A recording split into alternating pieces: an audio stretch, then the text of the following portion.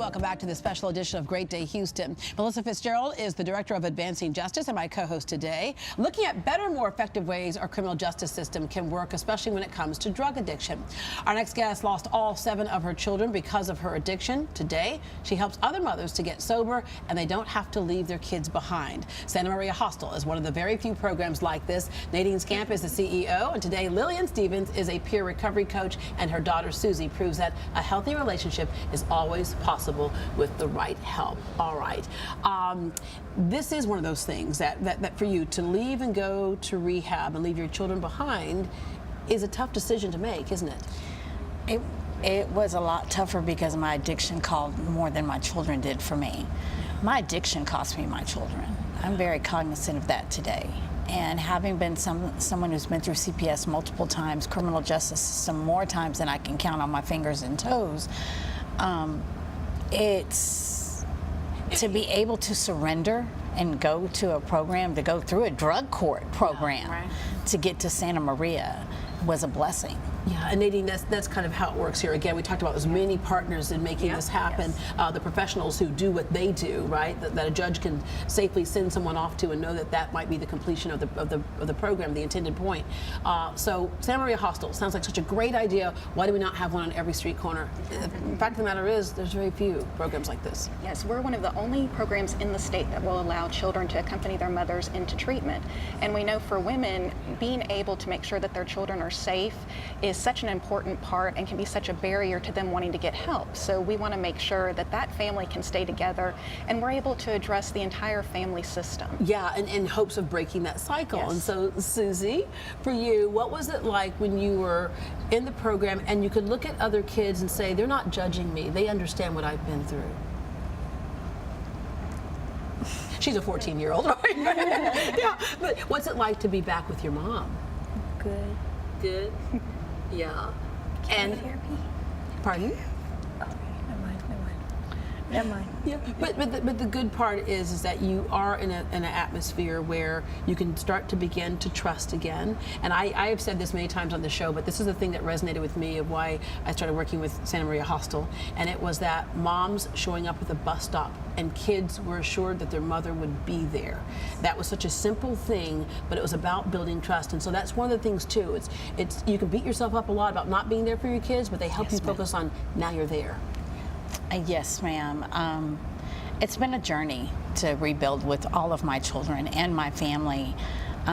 I was blessed to be able to reunite with my daughter, to have a more active involvement in her life, to actually have her with me, and to be that mom again, to have to get her up in the morning and fight the teenage battles of, Mom, I don't want to get up, or we're going to be late for school, or I need you to be in uniform, or, you know, just explain to her what I do. She has, we've come a long way, and it's been a difficult journey for us independently, together, but due to my recovery and my ability to be understanding, I'm able to understand my daughter better. Yeah, basically you got the chance now to be a mom. Yes.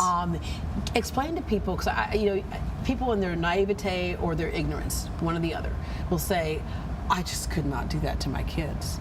That's why addiction is so ugly and so crazy, because it'll make you do all kinds of things that you might say you'd never do. I never wanted to do that to my kids. I didn't, and I felt like such a failure when I would get back up on my feet and I would have some of my children, and then here I go again back into the vicious cycle of substance use disorder. It's so controlling, and it took me losing them all, being back in the criminal justice system, knowing that if I tried doing this on my own, it wasn't going to work. Yeah. What made it work? I agreed to voluntarily go into a drug court program. It was my decision. It was my surrender.